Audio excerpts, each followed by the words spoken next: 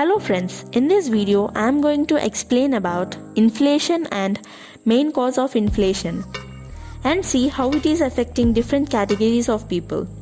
According to definition, in general, inflation is an increase in the price level of goods and services in an economy over a period of time, which means that cost of any product or services no more remains same and increase with time.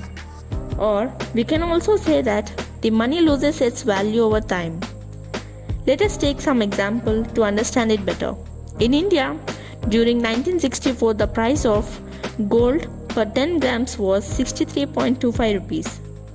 And in 2000, the price increased to somewhere around 4,400. And now, in 2020, the price increased to 48,000. Similarly, the milk rate in 2009 was 20 to 25 rupees per liter, but now the price increased to 50 to 60 rupees per liter due to inflation. Similarly, salaries of every employee from different sectors has also increased. Before 20 to 25 years, 10,000 rupees salary was considered to be a good salary to live a happy life, but now even 50,000 rupees salary is considered as a basic salary.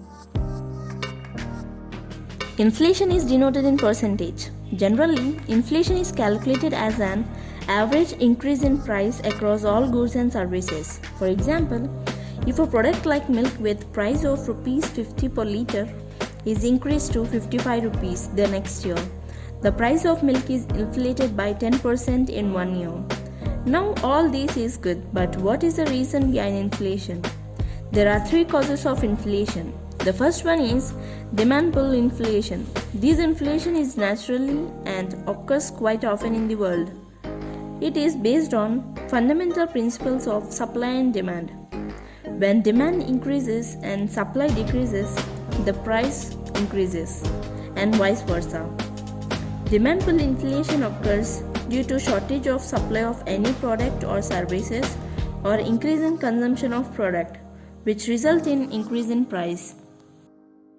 Recently in 2020 March, due to fear of corona pandemic, the price of chicken per kg decreased as low as 60 rupees from 200 rupees due to decrease in demand caused by corona in various parts of India, but again it ramped up to same price within a month. This was naturally occurred. But there is another case of demand pull inflation which is artificially created. We quite often see that oil prices are fluctuating due to its production raise and cut internationally. Now what these oil mining companies do is they try to extract less oil, thereby creating supply cut, and since demand of petroleum is always constant, due to supply cut there will be increase in demand, creating prices to bump up. Once the prices goes up, they again start extracting more oil to fulfill the demand, but now the average price of petroleum is increased and will not return to the initial price. This is how demand is created, which lead to demand pull inflation. The second one is cost push inflation. This occurs when supply of any goods and services decreases due to increase in production cost. It results in cost push inflation. For example, cost of labor or cost of raw material or cost of production increases, which in turn increase price of products. The third one is government policies. Government policies can also increase inflation in an economy.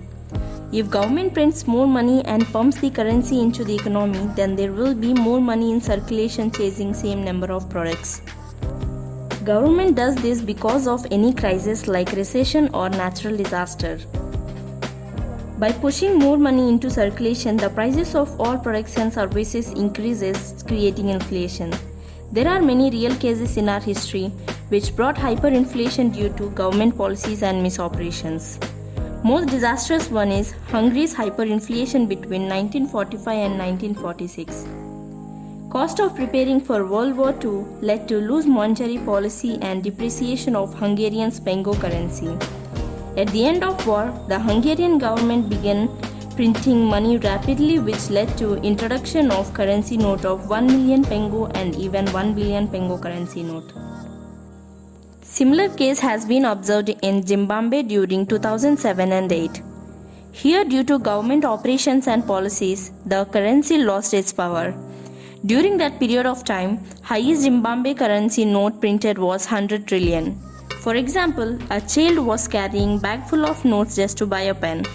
This was an example of how hyperinflation resulted. All this is result of government policies and misoperations. Now that we have seen what causes inflation, let's see how it is affecting different categories of people. To put it simple, inflation is a problem for many people, but economists say that 3 to 4% inflation rate per year in any economy is needed to push the GDP and to get rid of poverty. This is a list of how inflation varied in India. But as I mentioned before, inflation is a problem for many categories of people because inflation or increase in price of goods or services are not same across various categories of goods or services. Let me explain how. First, in consumer perspective like you and me, if a person who is earning 30,000 rupees by doing a job and spends 1,000 rupees for his bike while going to office, as suddenly petrol price increases and now he need to spend 1,500 rupees for petrol. Keeping that in mind, his salary is still 30,000 rupees and may not increase until 1 or 2 years. Now second case, in retailer or producer perspective, Arun has tea stall which he runs in rented room.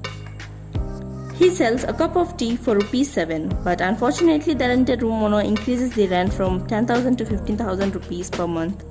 And Arun has loss of 5,000 rupees, but he can't straight away increase the price of tea to bear the loss since his close competitor is offering tea at same rate of ₹7. So this is how inflation affected many people, either a job holder or even a small businessman. Okay friends, that's it for this video. Hope you got something from this video. If you have any doubts, comment down. Stay healthy. Bye.